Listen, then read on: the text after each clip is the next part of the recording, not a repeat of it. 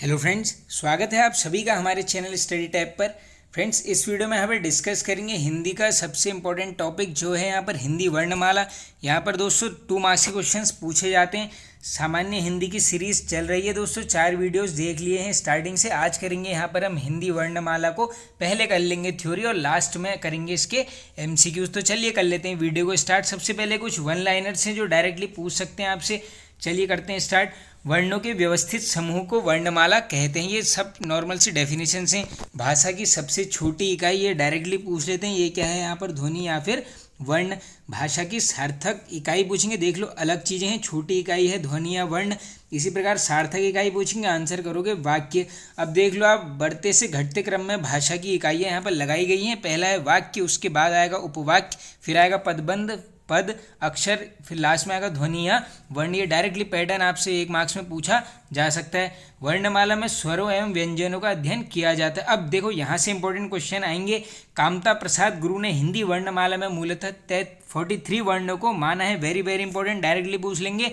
कामता प्रसाद गुरु के अनुसार यहाँ पर हिंदी वर्णमाला में वर्णों की संख्या बताओ, आंसर करोगे 43। बाकी लेखन के आधार पर कितने हैं, 52 वर्ण, जिसमें क्या है 13 स्वर हैं, 35 व्यंजन है और 4 क्या है संयुक्त व्यंजन। और उच्चारण के आधार पर पूछ लेंगे, आंसर होगा 45। देखो अलग अलग चीज़ें हैं, बिल्कुल कंफ्यूज मत होना। कामता प्रसाद गुरु के अनुसार पूछेंगे 43, लेखन के अनुसार पूछेंगे 52, और अगर पूछ लेंगे यहाँ पर उच्चारण के आधार पर आंसर करोगे 45। ये तीनों अलग अलग क्वेश्चन है, अलग अलग करके याद करना। आगे चलते हैं। अब देखो सबसे पहले जानेंगे हम स्वर क्या होते हैं। स्वर वे वर्ण होते हैं जिनका उच्चारण स्वतंत्र रूप से किया जाता है। उच्चारण के आधार पर स्वरों की संख्या कितनी है, 10 है। और बाकी वैसे ओवरऑल बात करोगे हिंदी वर्णमाला में संख्या ये हो जाएगी 13, उच्चारण के आधार पर 10। आई होप इतना हो गया होगा क्लियर। अब करते हैं हम स्वरों का वर्गीकरण। दोस्तों 2 प्रकार से होता है, एक होता है ह्रस्व स्वर, दूसरा होता है दीर्घ। इंपॉर्टेंट हमारे लिए ज़्यादा है यहाँ पर दीर्घ। तो सबसे पहले जान लेते हैं ह्रस्व स्वर क्या है। इन स्वरों के उच्चारण में एक मात्रा का समय लगता है, यानी उच्चारण क्या है, लघु है, मतलब छोटा है। इन्हें मूल स्वर भी कहते हैं। डायरेक्टली पूछ लेंगे हिंदी में बताइए मूल स्वर किसे बोलते हैं। ह्रस्व स्वर को ही बोला जाता है मूल स्वर। उदाहरण देख लो उसका, अ, ई, उ और री, ये चारों ऐसे ही याद कर लो, कुछ भी ऑप्शन में बन सकता है। अब है आपके यहाँ पर दीर्घ स्वर, ये इंपॉर्टेंट है दोस्तों।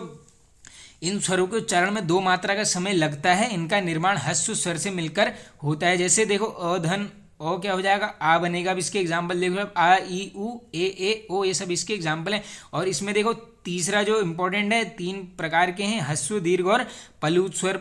पलूत स्वर क्या हो जाएंगे, उछलता हुआ है इसका शाब्दिक अर्थ, और इसमें स्वरों को बहुमात्रिक स्वर भी कहा जाता है। ये बन सकते हैं डायरेक्टली। बहुमात्रिक स्वर कौन से हैं, ये हैं आपके पलूत स्वर। पलूत स्वरों के उच्चारण में दीर्घ स्वरों से भी अधिक समय लगता है। अब देखो जैसे मैं आपको इसका एग्जांपल कैसे बताऊं, जैसे मान लो आप इसका सिंपल सा एग्जांपल अगर मैं आपको दूं, जैसे कहीं नाटक वगैरह होते हैं तो आप देखते हो कि जैसे भगवान राम का नाम है तो इसको लंबा करके बोलते हैं, जैसे क्या बोलते हैं, राम करके ऐसा बोला जाता है। इसी प्रकार ओम को भी लंबा सा बोला जाता है। तो ये किसके अंदर आएंगे आपके, ये बोलेंगे आप पलूत स्वर के अंतर्गत। आई होप हो गया होगा कवर। पलूत स्वर के उच्चारण में दीर्घ स्वरों से भी अधिक समय लगता है। उदाहरण मैंने भी आपको दे दिया है। चलते हैं आगे। जिह्वा के आधार पर स्वरों का वर्गीकरण 3 प्रकार से होता है। देखो पहला है अग्रस्वर, दूसरा जीभ का मध्य भाग, और तीसरा आपका पश्च स्वर। देख लिया अग्रस्वर में कौन कौन सेंगे, ई, ए और ए। इसमें आ जाएगा मध्य भाग में अ, और पश्चिम में आएगा आपका आ, उ, ओ, औ और आ। ये सब याद कर लेना दोस्तों, डायरेक्टली 1 नंबर में यहाँ से ऐसे ही टाइप के क्वेश्चन बनते हैं। अब देखो ओठों के आधार पर स्वरों का वर्गीकरण करोगे तो अवृतमुखी और वृतमुखी, देख हाफ ओपन, फुल ओपन इस टाइप का होता है। वे स्वर होते हैं जिनका उच्चारण करते समय होंठ गोलाकार नहीं होते, यानी जिसके प्रोनाउंसिएशन में आपके होंठ गोल नहीं बनेंगे, उसको क्या बोलोगे आप, अवृतमुखी। एग्जाम्पल देख लो आप, आ, ई, ए और ए। ये आप खुद ही वहाँ पर अगर ऐसा क्वेश्चन आएगा बोल के देख लेना, उच्चारण कर लेना, आपको आंसर मिल जाएगा। इसी प्रकार व्रतमुखी, व्रत का मतलब ही होता है गोल। इसमें क्या हो जाएगा, होंठ गोलाकार होते हैं, जैसे उ, ओ, औ और आ। चलते हैं आगे। मुख खुलने के आधार पर स्वरों का वर्गीकरण 4 प्रकार का होता है। इसका ले लो आप स्क्रीनशॉट। एक होता है विवृत, दूसरा अर्धविवृत, तीसरा अर्ध संवृत और लास्ट होता है संवृत मतलब क्लोज। इसमें पूछ लेते हैं क्लोज में कौन कौन से आएंगे, देख लीजिए आप 4। इसका ले लो स्क्रीनशॉट। अब चलते हैं आगे। निर्नुशासिक मौखिक स्वर। अब देख लो दोस्तों, निर्नुनासिक स्वर क्या हैं। इन स्वरों के उच्चारण के समय वायु केवल मुंह से निकलती है। एग्जाम्पल देख लीजिए इसके, अ, आ और ई। इसी प्रकार अनुशासक, इसमें क्या होगा दोस्तों, हवा नाक और मुंह दोनों स्थानों से निकलेगी, जैसे अंग और आ। ये जो चंद्र वाले बिंदु वाले जो भी आएगा वो किसके एग्जाम्पल होंगे, अनुनासिक के। चलते हैं आगे। आगत स्वर ऐसे स्वर जिन्हें किसी अन्य भाषा से हिंदी में प्रयोग लाया जाता हो उसे बोलोगे आप आगत स्वर। जैसे उदाहरण देख लो इसका, डॉक्टर, सॉल्व पेपर, इस प्रकार जिसमें भी ऊपर से मात्रा आएगी ये हो जाएगा आपका आगत स्वर। चलते हैं आगे। अयोगवाह में अनुस्वार देख लीजिए आप, विसर्ग जहाँ भी आपके ऐसे ब्रैकेट या फिर ये विसर्ग का साइन लगेगा उनको क्या बोलोगे आप, अयोगवाह। इसमें देख लीजिए अंक और अह इसके क्या है, मुख्य उदाहरण है। आगे चलते हैं। मुख्य बिंदु एक नोट कर लो आप, सभी स्वर सघोष ध्वनियाँ व अल्प प्राण होते हैं। इंपॉर्टेंट फैक्ट है, बन सकता है। अब दूसरा टॉपिक है इसमें व्यंजन स्वरों की सहायता से जो भी चीज़ बोलेंगे हम उससे क्या बोलोगे आप, व्यंजन, अर्थात इनका उच्चारण स्वतंत्र रूप से नहीं किया जा सकता। जैसे आप मान लीजिए व्यंजन में क बोलोगे तो इसमें ओ यहाँ पर हमेशा लगेगा, इसी प्रकार ख में भी ओ लगता है। ये सब चीज़ें बताने वाली नहीं है, आई होप सबको पता होंगी। हिंदी वर्णमाला में व्यंजनों की संख्या डायरेक्टली पूछेंगे कितनी है, 33। सामान्यतः व्यंजनों के विभिन्न प्रकार होते हैं। जैसे सबसे पहला है आपका स्पर्श व्यंजन, ये इंपॉर्टेंट है, इनसे निकल के आते हैं क्वेश्चंस। जिन व्यंजनों के उच्चारण के समय कोई ना कोई भाग मुख के किसी न किसी भाग में स्पर्श करे वो हो जाएंगे आपके स्पर्श व्यंजन। हिंदी में स्पर्श व्यंजनों की संख्या इंपॉर्टेंट है, पूछ सकते हैं आपसे, ये हो जाएगी 25। और इसके 5 वर्ग हैं जो मैं आपको काफ़ी हिंदी के वीडियो में बताता हूँ, इसका ले लो स्क्रीनशॉट। ये क, चौ, ट, तो, प 5 वर्ग हैं, सब में 5-5 वर्ण आ जाएंगे देख, लेकिन बस ये नोट कर लो। क वर्ग का उच्चारण स्थान पूछेंगे, कंठे, चौ का है आपका तालु, टौ का है मूर्धा, तो का हो जाएगा दंत और प वर्ग का हो जाएगा आपका ओष्ठ। इसका मतलब है कंठ, तालु, मूर्धा, दंत, ओष्ठ, क, चौ, ट, तो, प, ऐसे कर लो याद, ये ले लो इसका स्क्रीनशॉट। चलते हैं आगे। अनुनासिक व्यंजन या फिर नासिक के व्यंजनों के उच्चारण में वायु नासिका से बाहर निकलती है। स्पर्श व्यंजन के प्रत्येक वर्ग का अंतिम अक्षर अनुनासिक व्यंजन होता है। जैसे देख लीजिए ड, ड़, नो, मो, ये सब क्या हो जाएंगे, अनुनासिक। इसकी संख्या पूछ लेंगे, ये आपकी 5, ये बता दिए हैं 5 के 5।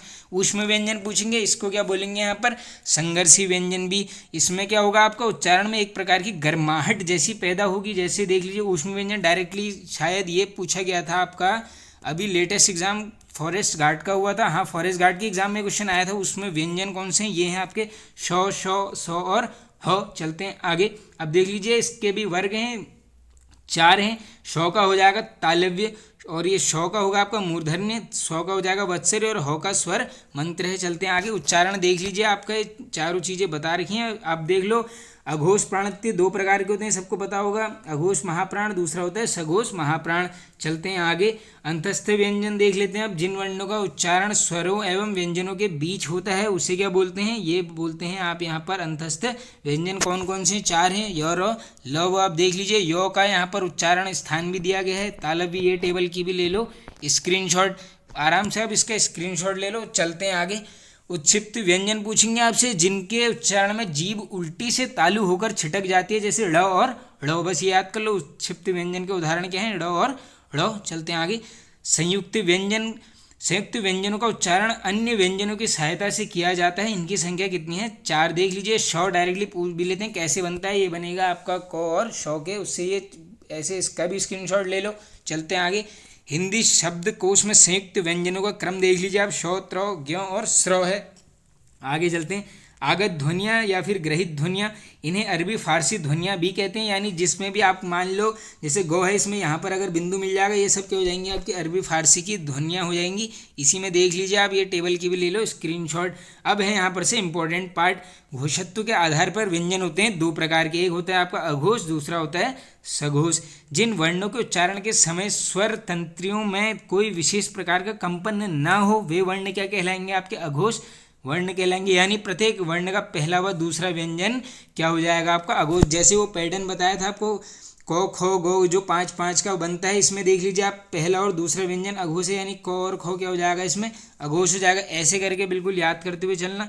दूसरा है यहाँ पर आपका घोष वर्ण, इसमें बस ये याद कर लो। तीसरा, चौथा और 5वां क्या हो जाएगा आपका सघोष वर्ण हो जाएगा। देख लो पहला दूसरा अगर अघोष है तो बस याद करने की जरूरत ही नहीं है कौन सा वर्ड पैटर्न में सघोष होगा। देख लीजिए पहला दूसरा क्या है अघोष, इसका मतलब 3, 4, 5 जो भी आएंगे, यानी क वर्ग में गौ, घो, ण, ये सब आ जाएंगे आपके किसके अंदर, सघोष के अंदर। चलते हैं आगे। प्राणत्व के आधार पर देख लीजिए, आपको यहाँ प्राण का अर्थ हवा से होता है। सबसे पहले आएगा आपका अल्प प्राण। इसमें क्या है, जिन व्यंजनों के उच्चारण के समय मुख से कम हवा बाहर निकले, यानी जब आप उच्चारण करोगे हवा कम निकलेगी मुंह से, वो आ जाएंगे आपके अल्प प्राण। प्रत्येक वर्ग का पहला, तीसरा और पांचवा ऐसे याद करो। देखो 1 3 5 अल्प प्राण, या फिर ये याद नहीं करना है तो 2 और 4 कर लो महाप्राण, बस 2 और 4 महाप्राण कर लो तो क्या बच गया 1 3 5, वो हो जाएंगे आपके अल्प प्राण। सिंपल, वैसे आसान यही लग रहा है। 2 4 अल्प महाप्राण याद कर लो, 2 4 महाप्राण। आई होप हो गया होगा क्लियर। चलते हैं हम आगे। वो फो का उच्चारण स्थान ये डायरेक्टली पूछते हैं। अब कुछ वन लाइनर आएंगे, इसके बाद आएंगे एमसीक्यूज। ये है आपका दंत ओष्ठ से। ऋण में र किसकी मात्रा है? ये है आपकी री की। केवल मुख से बोले जाने वाले शब्दों को बोलेंगे, ये बोलेंगे हम यहाँ पर निरनुशासिक। बाकी अनुशासिक हमने देख लिया था, नाक से भी हवा आती है। अक्षर किसकी सबसे छोटी इकाई है? ये है आपकी पद की। दिल्ली शब्द में किस व्यंजन का प्रयोग हुआ है? इंपॉर्टेंट है, ये है आपके द्वितीय व्यंजन। एकाक्षरी शब्द का उदाहरण है, ये है आपको श्वास और ध्यान। अनुनासिक स्वरों में किस चिन्ह का प्रयोग होता है? ये आई होप पता ही होगा आपको, ये है आपका चंद्र बिंदु का इस प्रकार का जो होता है ये। अनुनासिक का संबंध होता है, ये है आपका नाक और मुख दोनों से। जिन शब्दों के अंत में ई आता हो इन्हें बोलेंगे आप इकारांत, और लास्ट में ओ आएगा आप बोलोगे अकारांत। चलते हैं आगे। प्रसन्नता में कौन सी ध्वनि है? ये काफ़ी रिपीटेड रहता है दोस्तों, युग्मक ध्वनि। आगे चलते हैं। स्पर्श व्यंजन का दूसरा नाम ऊपर देख लिया हमने, ये क्या है यहाँ पर? वर्गीय व्यंजन। जब स्वर सहित व्यंजन का प्रयोग करता हो तो किस चिन्ह का प्रयोग होता है? वहाँ पर हो जाता है हलंत का। प्रत्येक व्यंजन में कौन सा स्वर होता है? ये मैंने आपको बता दिया था। क ख ग कुछ भी लिखोगे ओ का वहाँ पर फील आना ही है। चलते हैं आगे। किस स्वर के लिए अलग से मात्रा चिन्ह का प्रयोग नहीं होता है? बिल्कुल इजी हो जाएगा, ये होगा आपका। और आगे चलते हैं। 5 वर्गों यानी क से प तक जो वर्ग है के आधार पर स्पर्श व्यंजनों की संख्या कितनी मानी गई है पूछ लेंगे, ये हो जाएंगे 25। इजी चीज़ है, मैंने आपको बता दिया था 5 वर्ग हैं, उन्हीं के 5 5 वर्ण हैं, यानी 5 पंजे 25, ये ऐसे ही कर लोगे आप। चलते हैं आगे। अब फर्स्ट क्वेश्चन आ गया, वर्णमाला किसे कहते हैं? ये बोला जाता है दोस्तों वर्णों के व्यवस्थित समूह को। Option number A. देखो थ्योरी पढ़ ली है, अब यहाँ पर लगा लो प्रैक्टिस सेट। इससे क्या हो जाएगा? प्रैक्टिस भी अच्छी हो जाएगी, टॉपिक भी अच्छे से क्लियर हो जाएगा। निम्नलिखित में से कौन सा मूल दीर्घ स्वर नहीं है? अब वो पूछा गया है, देखो दीर्घ स्वर नहीं है। दीर्घ के अंतर्गत 3 आते हैं, एक आता है आपका आ ई ऊ। आप देख लीजिए आ ई ऊ ये सब कुछ है, ओ हो जाएगा, ये आएगा आपका गुण के अंदर। चलते हैं आगे। नेक्स्ट, हिंदी में ध्वनियाँ कितने प्रकार की होती हैं? तो ये होती हैं आपकी 2 प्रकार की। ऑप्शन नंबर डी हो जाएगा करेक्ट आंसर। चलते हैं आगे। मात्रा के आधार पर स्वर कितने प्रकार के होते हैं? ये डिस्कस कर लिया है, 3 प्रकार के। चलते हैं आगे। जिह्वा के आधार पर स्वर कितने प्रकार के होते हैं? तो ये हो जाएंगे आपके 3 प्रकार के। चलते हैं आगे नेक्स्ट क्वेश्चन की तरफ। एक से अधिक वर्णों के मेल को क्या बोलते हैं? ये बोलेंगे आप यहाँ पर अक्षर जिनका उच्चारण स्वतंत्रता से होता है और जो व्यंजन के उच्चारण में सहायक होते हैं उन्हें क्या बोला जाता है? ये बोलोगे आप यहाँ पर स्वर, यानी ऑप्शन नंबर ए बिल्कुल यहाँ पर हो जाएगा आपका करेक्ट आंसर। निम्न में दीर्घ स्वर हैं, तो देख लीजिए आप दीर्घ स्वर का उदाहरण क्या हो जाएगा? ई है, बिल्कुल है, ए है, ए भी है, यानी ये हो जाएगा आपका उपयुक्त सभी। अर्ध विवृत स्वर है यानी हाफ ओपन पूछा गया है, तो देख लीजिए ए बिल्कुल है, अ भी है, औ भी है, यानी उपयुक्त सभी। Correct answer option number D. लिखित भाषा में मूल ध्वनियों के लिए जो चिन्ह मान लिए गए हैं तथा जिस रूप में ये लिखे जाते हैं उन्हें क्या बोलते हैं? तो इसको क्या बोलोगे आप? लिपि, यानी ऑप्शन नंबर ए। वर्ण तालिका के अनुस्वार ह्रस्व, दीर्घ और प्लुत क्या हैं? तो बिल्कुल इजी हो जाएगा, ये क्या है? स्वर 3 प्रकार के। अभी जो ऊपर आया था आंकड़ा वहाँ पर। निम्न में से कौन सा स्वर कंठ तालव्य है? आप देख लीजिए इसमें कंठ तालव्य हो जाएगा आपका, यानी ऑप्शन नंबर सी बिल्कुल सही है, ए हो जाएगा आपका कंठ तालव्य। निम्न में से कौन सा दीर्घ स्वर है? तो देख लीजिए आ ई ऊ, ये मैंने आपको बताया था, ये सब किसके अंदर आएंगे? यहाँ पर दीर्घ स्वर के अंदर, यानी बी सी दोनों। ऑप्शन नंबर डी हो जाएगा यहाँ पर करेक्ट आंसर। चलते आगे। निम्न में से कौन सा संयुक्त स्वर नहीं है? आप देख लीजिए संयुक्त स्वर में ए है, बिल्कुल ए बी है, ओ यानी ऊ correct answer option number D. Hindi स्वरों का वर्गीकरण जब जीभ के भाग के आधार पर किया जाता है तो निम्नलिखित में से कौन सा भेद इसके अंतर्गत नहीं है? अब पूछा गया नहीं, देख लीजिए मध्य स्वर बिल्कुल सही है, पश्च स्वर बिल्कुल सही है, अग्र स्वर ये देख लीजिए, विवृत स्वर ये तो बन ही नहीं रहा है, ऑप्शन नंबर सी करेक्ट। शो ध्वनि किस स्वर के अंतर्गत आती है? तो ये आएगी आपकी ऑप्शन नंबर डी संयुक्त व्यंजन के अंदर। ये हमने देख लिया था, लास्ट के जो 4 बनते हैं वो किसमें है? आपके संयुक्त व्यंजन। हिंदी वर्णमाला के स्वरों की कुल संख्या है, ये है आपकी 13, ऑप्शन नंबर ए करेक्ट। निम्न में से कौन सा स्वर नहीं है? अब पूछा गया नहीं, तो बिल्कुल आसान हो जाएगा, ये तो जो हो जाएगा व्यंजन है। निम्नलिखित में से कौन सा पश्च स्वर है, यानी जीभ का पिछला भाग वाला? देख लो अब बोल के आप, वो नहीं है, ये हो जाएगा आ। हाँ आ करेक्ट है, ये ऑप्शन नंबर बी इनमें से कौन सा वर्ण स्वर है, अब देख लेना है इसमें कौन सा वर्ण स्वर है। तो ये हो जाएगा आपका ए यानी ऑप्शन नंबर डी करेक्ट। किस शब्द में री स्वर नहीं है, अब देख आप इसको प्रोनाउंसिएशन करके देखिए। ऐसा कृष्ण में है, बिल्कुल है, कृपा में है, आज ये तो बिल्कुल आसान हो जाएगा। Option number C. स्वर ध्वनि के प्रकार हैं तो ये तीनों ही हैं, ह्रस्व, दीर्घ और प्लुत स्वर। आगे चलते हैं हम नेक्स्ट क्वेश्चन की तरफ। निम्न में अर्ध स्वर कहलाता है तो ये कहलाएगा आपका य यानी ऑप्शन नंबर बी करेक्ट। वर्ण शब्द का अर्थ नहीं होता है, अब ये इंपॉर्टेंट क्वेश्चन है, पर्यायवाची भी मान सकते हो। देखो अक्षर, रंग, जाति सब कुछ है यहाँ पर वर्ण का। आकाश ऑप्शन नंबर ए। किस शब्द में री स्वर नहीं है, अब फिर से शायद वही क्वेश्चन नहीं अलग है, थोड़ा देख लीजिए आप। यहाँ पर कृष्ण में है, दृष्टि में है, कृपा में है, नहीं है, जिसमें ये हो जाएगा कोई रिवाज ऑप्शन नंबर सी।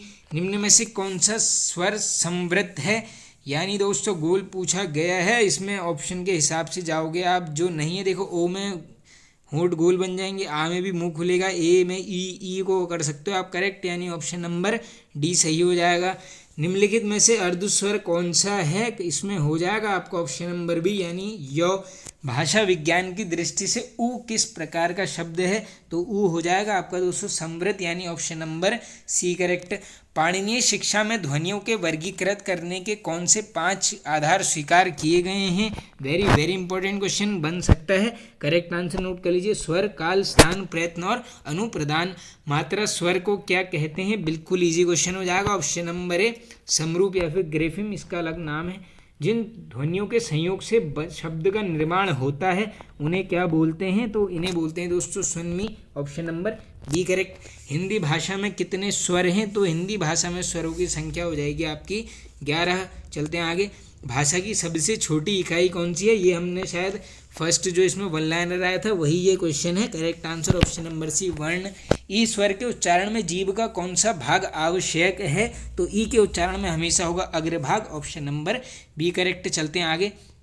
प्रसन्नता शब्द में कौन सी ध्वनि है, तो देख लीजिए ये शायद क्वेश्चन अलग से लास्ट में जो वन लाइनर आए थे उसमें डिस्कस कर लिया था। प्रसन्नता में हो जाएगी आपकी युग्मक ध्वनि, ऑप्शन नंबर ए करेक्ट। आगे चलते हैं हम नेक्स्ट क्वेश्चन की तरफ। इनमें से कौन सा पश्च स्वर है, तो देख लीजिए ऑप्शन के हिसाब से आ बिल्कुल इजी हो जाएगा। अब तो निम्न में अर्ध स्वर कहलाता है तो ये हो जाएगा आपका यो। देखो दोस्तों जिसने थ्योरी अच्छे से देख ली है मान के चलना वो आराम से सभी क्वेश्चंस कवर कर लेगा। स्वरों के उच्चारण में लगने वाले समय को क्या बोलते हैं, तो ये बोला जाता है आपका ऑप्शन नंबर बी यानी मात्रा। चलते हैं आगे। हिंदी की अग्र अवृताकार समृद्ध स्वर ध्वनि है, तो ये हो जाएगी आपकी ई यानी option number A. Kamta Prasad गुरु के अनुसार हिंदी में वर्णों की संख्या कितनी है, स्पेशली अलग से बताया था, इसको नोट कर लेना, एग्जाम में भी बन सकता है। कितनी है, 43। किन वर्णों का उच्चारण बिना दूसरे वर्ण या किसी अवरोध के बिना होता है, तो ये होता है आपका स्वरों का, ऑप्शन नंबर ए करेक्ट। निम्न में से अर्ध स्वर कहलाते हैं, तो ऑप्शन के हिसाब से आप जाओगे तो य और ल यानी ऑप्शन नंबर करेक्ट हो जाएगा। ए और बी दोनों, ये नहीं होगा य और वो, ऑप्शन नंबर बी करेक्ट। व्याकरण क्या है, बिल्कुल इजी क्वेश्चन है, भाषा के नियम को बोलोगे व्याकरण। वर्ण किसे कहते हैं, तो वर्ण बोला जाएगा आपका ऑप्शन नंबर बी ध्वनि को।